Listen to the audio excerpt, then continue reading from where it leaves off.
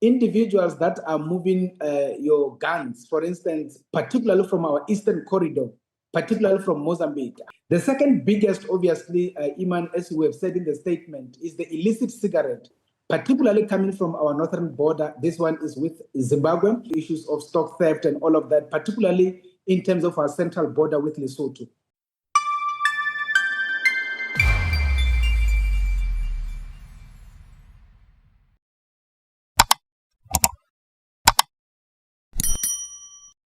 Hello everyone, welcome back to the channel. Today we're diving into something that's got me fired up, the state of our borders in this country. I just went through this interview with BMA Commissioner Michael Masiapato, and man, it's a wake-up call. If you're a South African like me, tired of the chaos from illegal immigration, especially when it brings in guns and criminals that hurt us directly, stick around. We're talking real issues here, no sugarcoating. So, Michael, we have 71 ports of entry in the country, and I want to go back to those who were trying to enter the country illegally. And what you shared with us yesterday was the majority of illegal attempts were occurring at some of our key ports, one of them being the OR Tambo International Airport. So just talk to us about what those attempts to enter illegally look like. Yeah, you see, the biggest interceptions, Iman, out of the 8,000 in the second quarter we spoke about, the majority being Basotho is on the land port, followed by Mozambicans is on the land port, and of course followed by Mozambicans also on the land port, or what you will call on the land borderline. What about cross-border crime? I mean, how concerned are you by that, and how much of a threat does that pose to, or how vulnerable are our border posts to that? Yeah, so Iman, again, as we've indicated even in the statement, cross-border crime now is getting too sophisticated.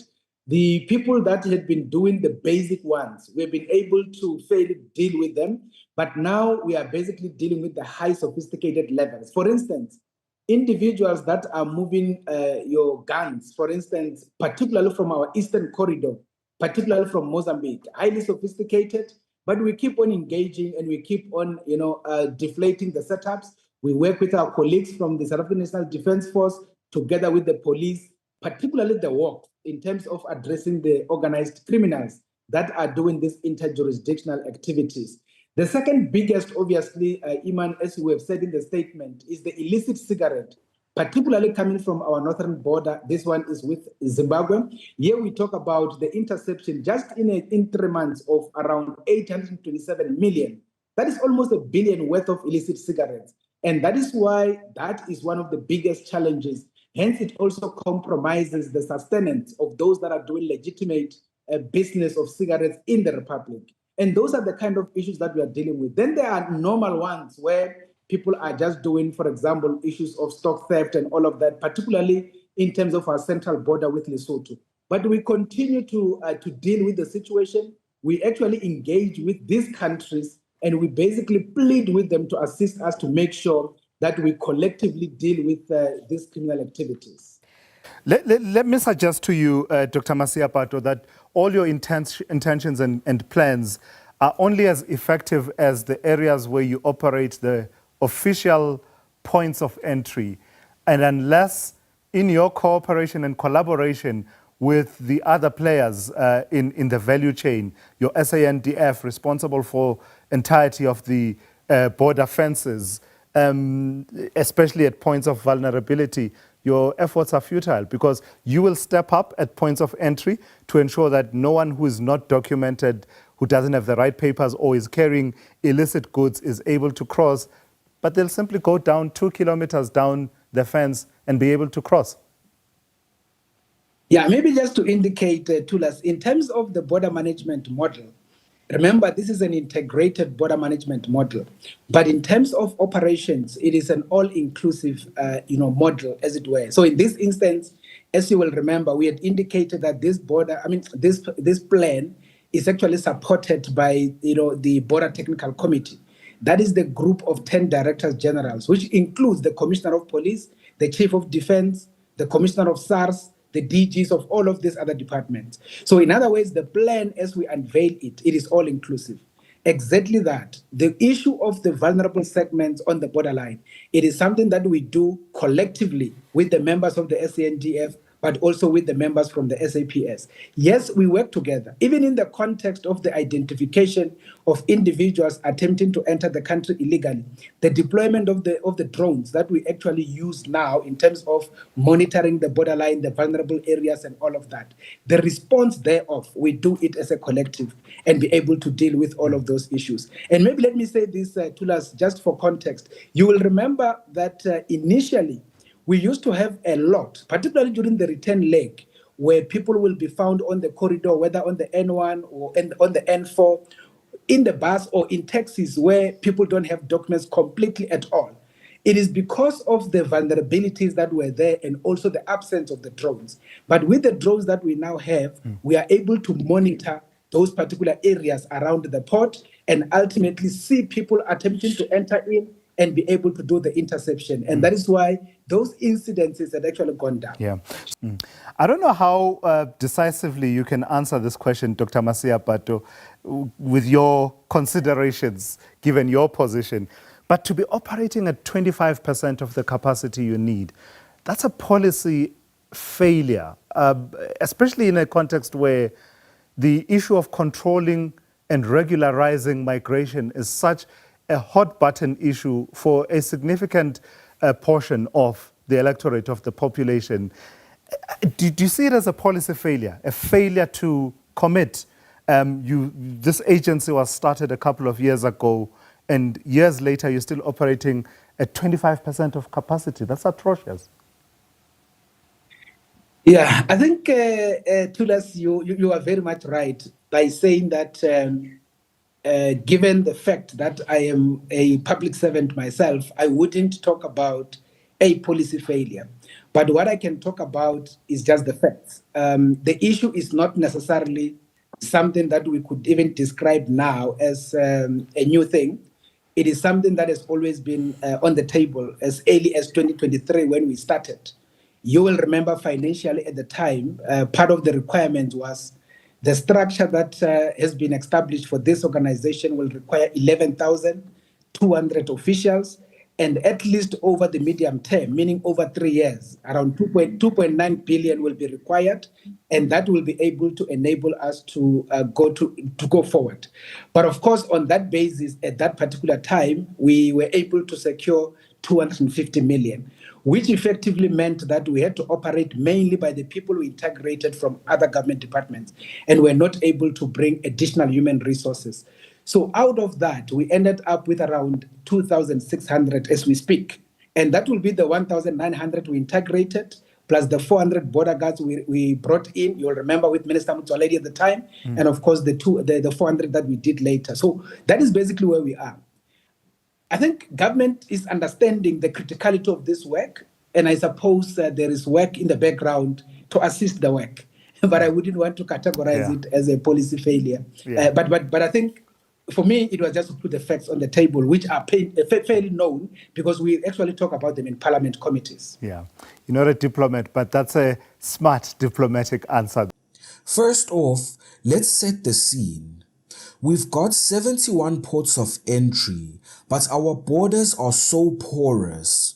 In the second quarter alone, the BMA intercepted about 8,000 illegal entry attempts, mostly Basotho from Lesotho, Mozambicans, and Zimbabweans sneaking in through land ports or straight across the borderline. People just waltzing in without papers, hopping on buses or taxis, thinking they own the place. But what really boils my blood, cross-border crime. It's not the basic stuff anymore. It's sophisticated syndicates. Guns pouring in from Mozambique on our eastern side. Who do these guns hurt? Us, the citizens. They're used in violent robberies, house break-ins, murders. Our streets are getting more dangerous every day. And here's why. These weapons arm criminals who can't even be traced. We've got our own homegrown crooks, sure, but adding the untraceable foreigners with their violent ways, it's making everything worse. Violence is skyrocketing, and we're the ones paying the price. And the illicit cigarettes from Zimbabwe, the BMA reports they've seized nearly R1 billion worth in 3 months. That's killing our economy, undercutting legit businesses, boosting unemployment. And then there's stock theft from Lesotho, stealing our livestock, our food, our livelihoods. It's all connected. These crimes aren't just annoying, they're destroying us bit by bit. Fake cigarettes poisoning people, stolen stock hitting farmers hard, and the guns, they literally kill us. Now, the BMA says they're working with SANDF and SAPS using drones to monitor vulnerable spots. That's good, right? It's cut down on some inland busts. But here's the kicker. They're operating at only 25% capacity. What the hell does that mean? It means criminals do as they please. They need 11,200 people in their staff and 2.9 billion rand over 3 years. But they got a measly 250 million at launch, which means they're now scraping by with 2,600 people, mostly transferred from other departments. No wonder guns, bombs, for all we know, and people slip through.